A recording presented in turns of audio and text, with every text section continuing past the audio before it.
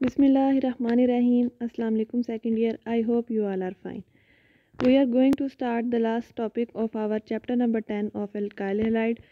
जब से हमने ऑर्गेनिक केमिस्ट्री स्टार्ट किया आपने देखा होगा कि हम सबसे पहले जिस भी कंपाउंड को स्टडी करते हैं उसकी नोमेनक्लेचर, फिर उसके बाद उसकी प्रिपरेशन और लास्ट पे उसके रिएक्शंस को डिस्कस करते हैं। ऐसे ही हमने अल्काइल हैलाइड में जब स्टार्ट किया था तो हमने जब उसके रिएक्शंस को डिस्कस किया तो उसमें हमने ये बताया था कि अल्काइल हैलाइड जो है वो दो तरीक़ों से रिएक्शंस करते हैं, या तो वो सब्स्टिट्यूशन रिएक्शन करते हैं या फिर वो एलिमिनेशन रिएक्शन करते हैं। लेकिन सब्स्टिट्यूशन रिएक्शन भी फर्दर हमने दो तरह का पढ़ा था कि एक होता है SN1 और दूसरा SN2। लेकिन इसकी जो एलिमिनेशन है उसको हम बीटा एलिमिनेशन बोलते हैं, और बीटा एलिमिनेशन उसको हम क्यों बोलते हैं वो सबसे पहले हम डिस्कस करेंगे। जैसे आपको एलिमिनेशन नेम में पता चल रहा होगा कि ये वर्ड एलिमिनेट से निकला है, इसका मतलब इसमें किसी ना किसी चीज़ की एलिमिनेशन होगी।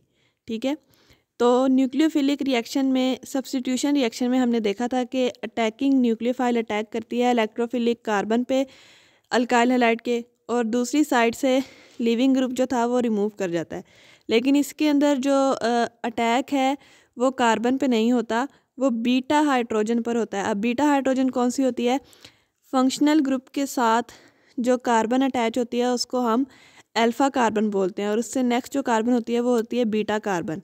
उस कार्बन के साथ जो हाइड्रोजन अटैच होती है उसे हम बोलते हैं बीटा हाइड्रोजन। तो इस रिएक्शन के अंदर जो अटैक है वो बीटा हाइड्रोजन पर होता है, और वहाँ से वो हाइड्रोजन रिमूव कर दी जाती है, यानी कि उसकी एलिमिनेशन करवा दी जाती है।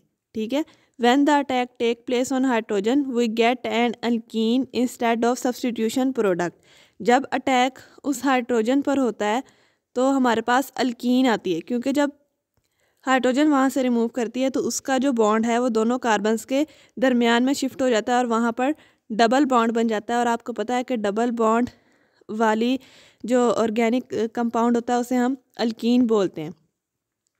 जबकि सब्स्टिट्यूशन रिएक्शन में हमारे पास सब्स्टिट्यूटेड प्रोडक्ट आई थी after the removal of leaving group. Such a type of reaction are called elimination reaction. ऐसे रिएक्शंस को हम एलिमिनेशन रिएक्शंस बोलते हैं। अब इसमें जैसे हम लोगों ने सब्स्टिट्यूशन रिएक्शन में पढ़ा था कि सब्स्टिट्यूशन रिएक्शन जो है वो दो तरह का होता है, एक होता है SN2 और एक होता है SN1, और वो हम लोगों ने उसको उसकी मॉलिक्यूलैरिटी की बेस पर बोला था। इसी तरह एलिमिनेशन भी जो है वो दो तरह का है, एक है E1 और एक है E2। सेम रीज़न है, इसको हम मॉलिक्यूलैरिटी की बेस पर ही E1 और E2 बोलते हैं। जिस रिएक्शन के अंदर रेट डिटरमाइनिंग स्टेप के अंदर दो सब्सटेंस इन्वॉल्व होंगे उसे हम E2 बोलेंगे, और जिस रिएक्शन में रेट डिटरमाइनिंग स्टेप में एक सब्सटेंस इन्वॉल्व होगा उसको हम E1 बोलेंगे। यहाँ पर आपको एक एग्जांपल सिंपल वर्ड्स के अंदर एलिमिनेशन की एग्जांपल लास्ट पर दी हुई है। एक जनरल सा रिएक्शन कि हमने एक अल्काइल हैलाइड यूज़ किया है जिसमें हेलोजन ब्रोमीन मौजूद है, और जब हमारे पास एलिमिनेशन रिएक्शन हो जाता है तो हमारे पास इथीन आती है और HBr उसमें से रिमूव हो जाता है। ठीक है, अब आपके जहन में यहाँ पर आ रहा होगा कि जब मैंने रिएक्शन की डिस्क्रिप्शन दिया उसमें हमने ब्रोमीन की रिमूवल के बारे में तो कोई डिस्कशन नहीं की। मैंने तो यही बोला है कि हाइड्रोजन वहाँ से रिमूव होती है, इस वजह से इसको हम एलिमिनेशन रिएक्शन बोलते हैं। जब कार्बन के अंदर डबल बॉन्ड आना है तो दूसरी कार्बन के 5 बॉन्ड हो रहे होते हैं। उस 5 बॉन्ड को ख़त्म करने के लिए, आपको पता है कार्बन हमेशा 4 बॉन्ड बनाती है, 5 नहीं बनाती, तो ये 5 बॉन्ड्स की पॉसिबिलिटी को ख़त्म करने के लिए वहाँ से Br रिमूव हो जाता है, और जो हाइड्रोजन रिमूव हुई थी उसके साथ रिएक्ट करके HBr बना देता है और वहाँ से एलिमिनेट हो जाता है। ठीक है, अब आगे हम इसकी अगर टाइप्स को डिस्कस करें तो जैसे न्यूक्लियोफिलिक सब्स्टिट्यूशन रिएक्शन में हमने बात की थी कि वो दो तरह का है, इसी तरह इलेक्ट्रोफिलिक भी दो तरह का है। तो पहले हम E2 मैकेनिज़्म को डिस्कस करेंगे। इन E2 mechanism the nucleophile attack and the leaving group leaves at the same time with the formation of carbon carbon double bond. SN2 mechanism में भी यही हुआ था कि अटैक, रीअरेंजमेंट और रिमूवल ऑफ लिविंग ग्रुप सब कुछ एक ही स्टेप में हुआ था। इसी तरह E2 मैकेनिज़्म में भी न्यूक्लियोफाइल का अटैक, लिविंग ग्रुप की रिमूवल और formation of carbon carbon double bond एक ही स्टेप में होती है। अब नीचे सिंगल स्टेप के अंदर पूरा रिएक्शन शो किया है कि जो बेस है वो हाइड्रोजन पर अटैक करती है, हाइड्रोजन का बॉन्ड दोनों कार्बन्स के दरमियान में शिफ्ट कर जाता है और दूसरी कार्बन से ब्रोमीन जो है वो रिमूव हो जाती है। इससे हमारे पास इथीन और HBr आता है। ठीक है, अब ये H यहाँ पे शो करवाया हुआ है लेकिन ये अनस्टेबल स्पीशी है। बाद में B के साथ जो H अटैच हुआ है वो ब्रोमीन के साथ रिएक्ट करके HBr बना देता है। इसी तरह SN2 रिएक्शन में SN2 रिएक्शन की तरह E2 रिएक्शन की जो मॉलिक्यूलैरिटी है वो 2 है और these reaction show second order kinetics, और ये सेकंड ऑर्डर काइनेटिक्स शो करते हैं। First order second order reactions क्या होते हैं वो हमने फर्स्ट ईयर में डिस्कस किया हुआ है कि जिन मॉलिक्यूल्स का ऑर्डर 2 होता है वो सेकंड ऑर्डर होते हैं, जिनका 1 होता है वो फर्स्ट ऑर्डर होते हैं। तो यहाँ पर आपको पता है कि इस रिएक्शन का ऑर्डर 2 आ रहा है क्योंकि both the molecules attacking nucleophile और अल्काइल हैलाइड दोनों रेट डिटरमाइनिंग स्टेप में है, क्योंकि जो सिंगल स्टेप रिएक्शन होता है उसके अंदर वही स्टेप उसका रेट डिटरमाइनिंग स्टेप होता है। और E2 एलिमिनेशन पढ़ने के स्टार्ट में ही हमने ये डिस्कस किया था कि ये एलिमेंट जो है ये रिएक्शन जो है ये सिंगल स्टेप रिएक्शन है और सिंगल स्टेप रिएक्शन ही रेट डिटरमाइनिंग स्टेप है और इसी स्टेप के अंदर दोनों स्पीशीज़ पार्टिसिपेट कर रही हैं, तो इस वजह से इसकी मॉलिक्यूलैरिटी 2 है और ये सेकंड ऑर्डर काइनेटिक्स को फॉलो करते हैं और इसी वजह से इसका नाम E2 रिएक्शन है। फिर उसके बाद हम E1 मैकेनिज़्म को डिस्कस करते हैं। E1 mechanism same to same वैसा है जैसा SN1 हम लोगों ने डिस्कस किया था।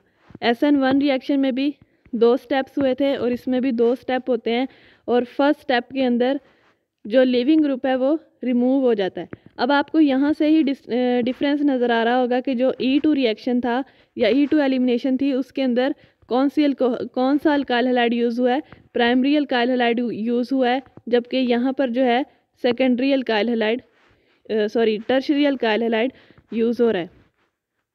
तो SN1 मैकेनिज़्म E1 मैकेनिज़्म दोनों सेम प्रोसीजर को फॉलो करते हैं। फर्स्ट स्टेप के अंदर एलिमिनेशन होती है लिविंग ग्रुप की जो कि हमारा हेलोजन होता है और सेकंड स्टेप के अंदर अटैक होता है और फिर बाद में उसमें डबल बॉन्ड आता है। ठीक है, तो यहाँ पे आपको एग्जांपल में नज़र आ रहा होगा कि फर्स्ट स्टेप के अंदर जो बॉन्ड है वो ब्रोमीन पे शिफ्ट होता है और हमारे पास एक अनस्टेबल स्पीशी आती है, ट्रांजिशन स्टेट भी इसको हम बोल सकते हैं या फिर कार्बोकेटाइन बोलते हैं क्योंकि इसके ऊपर पॉजिटिव चार्ज है कार्बन में, तो इस वजह से हम इसको कार्बोकेटाइन बोलते हैं। अब इस पॉजिटिव चार्ज के पॉजिटिव चार्ज वाली कार्बन के साथ जो CH3 अटैच है उसमें एक कार्बन की एक हाइड्रोजन पर OH नेगेटिव अटैक करेगी और इसका बॉन्ड जो है दूसरी कार्बन के साथ शिफ्ट हो जाएगा और यहाँ पर आ जाएगा डबल बॉन्ड। ठीक है, तो इससे हमारे पास लास्ट में प्रोडक्ट बनती है 2-मिथाइल पेंटेन प्रोपेन, क्योंकि 3 कार्बन है इसमें। फिर उसके बाद है E2 मैकेनिज़्म जो है वो बाईमॉलिक्यूलर मैकेनिज़्म होता है और रेट ऑफ दोज रिएक्शन जो इस मैकेनिज़्म को फॉलो करते हैं डिपेंड करते हैं कंसंट्रेशन ऑफ अल्काइल हैलाइड पर और अटैकिंग न्यूक्लियोफाइल पर, या फिर जिस बेस ने अटैक करना है उसकी कंसंट्रेशन पर। मतलब कि जो दोनों रिएक्टेंट्स हमारे रेट डिटरमाइनिंग स्टेप में पार्टिसिपेट कर रहे हैं उन दोनों की कंसंट्रेशन पर डिपेंड करते हैं ये रिएक्शंस। और E1 मैकेनिज़्म जबकि जो यूनिमॉलिक्यूलर है उसके अंदर रेट सिर्फ और सिर्फ डिपेंड करेगा कंसंट्रेशन ऑफ अल्काइल हैलाइड पर। इस तरह E1 और E2 मैकेनिज़्म जो हैं वो एलिमिनेशन के प्रोसेस को फॉलो करते हैं और एग्जांपल्स SN रिएक्शन जो है इसी तरह के कुछ रिएक्शंस की एग्जांपल आपको नेक्स्ट पेज पे दी गई हैं। इसमें आपके पास सारी के सारी एग्जांपल्स हैं और आपने अच्छे से ये सारी एग्जांपल्स याद करी हैं क्योंकि सम टाइम्स डायरेक्ट रिएक्शन आता है कि अगर अल्काइल हैलाइड CN के साथ रिएक्शन करेगा तो क्या प्रोडक्ट होगी, अगर अल्कोहल के साथ रिएक्ट करेगा तो क्या प्रोडक्ट होगी, या फिर इस तरह के क्वेश्चन आ सकते हैं। तो जब अल्काइल हैलाइड OH नेगेटिव के साथ रिएक्शन करती है तो हमारे पास अल्कोहल आती है, I के साथ रिएक्ट करेगी तो इथाइल आयोडाइड आएगा। अल्काइल हैलाइड जब साइनाइड के साथ रिएक्शन करता है तो फिर प्रोपेन नाइट्राइल आता है। ठीक है, अब ये डिपेंड करता है कार्बन चेन कितनी लंबी है। अगर कार्बन चेन इथेन है तो इथेन नाइट्राइल आएगा, अगर कार्बन चेन पेंटेन है तो पेंटेन नाइट्राइल आएगा। तो it depends on the length of alkyl group.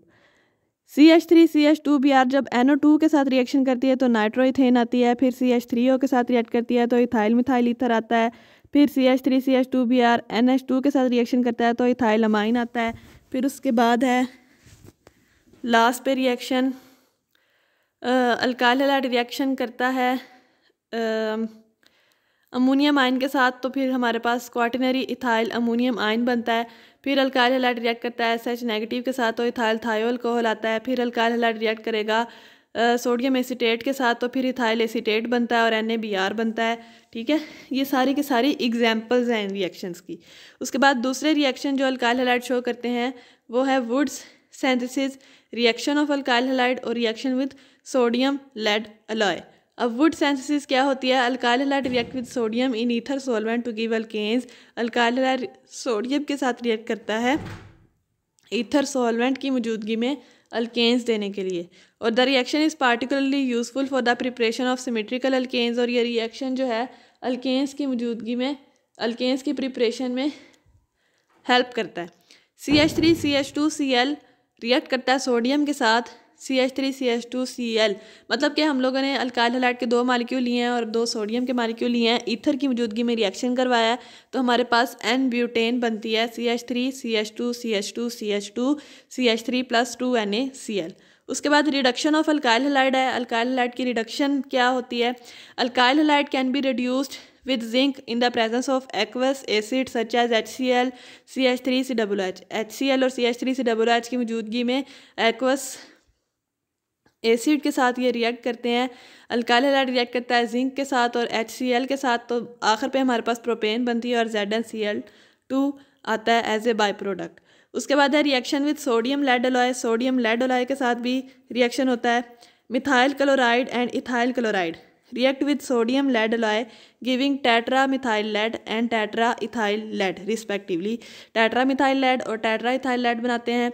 These compounds are important anti-knock agent and are used in the gasoline। anti-knock agent आपको याद होगा हम लोगों ने चैप्टर नंबर 7 में नॉकिंग डिस्कस की थी और जिसमें हमने एंटी नॉक एजेंट का भी जिक्र किया था। तो एंटी नॉक एजेंट के तौर पर ये यूज़ होती है गैसोलीन में। फिर नीचे रिएक्शन दिखाया हुआ है कि अल्काइल हैलाइड रिएक्ट करता है सोडियम लेड के साथ टेट्राइथाइल लेड के साथ। उसके बाद सोडियम लेड अलॉय के साथ और फिर हमें टेट्रा मिथाइल लेड देता है और 4 NaCl देता है। इसी तरह ये जो है फिर अल्काइल हैलाइड रिएक्ट करता है सोडियम लेड अलॉय के साथ और हमें टेट्रा मिथाइल लेड देता है और आखिर पर NaCl देता है। इस तरीके से जो अल्काइल हैलाइड हैं वो रिएक्शंस शो करते हैं। बेसिक 2 तरह के रिएक्शन शो करते हैं या तो वो शो करते हैं मतलब सब्स्टिट्यूशन रिएक्शन या फिर शो करते हैं एलिमिनेशन रिएक्शन।